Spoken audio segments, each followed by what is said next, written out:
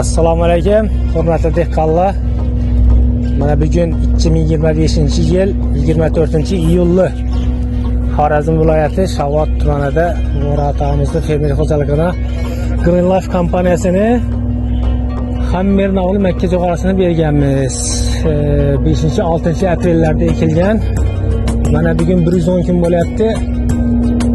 O'rayapmiz. Makkani holati mana ko'rib turganlaringizdek yaxshi. Dorini unchalik ko'p bermagan Muratam. 700 kilodan baribdi o'xshab bergani, suspenziya ham qilmagan.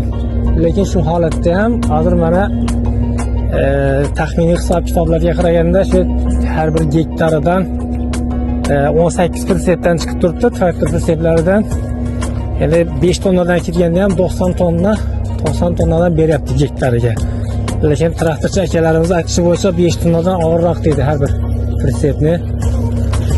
Mana dumbullari katta. Mana ba'zilarda ko'pchalarda 2 tadan ushlagan dumbulni. Jo'g'aramizning holati yaxshi. Endi xudo xolasa boshqa navlardan berganmiz, ularni ham ko'rsatamiz. Hali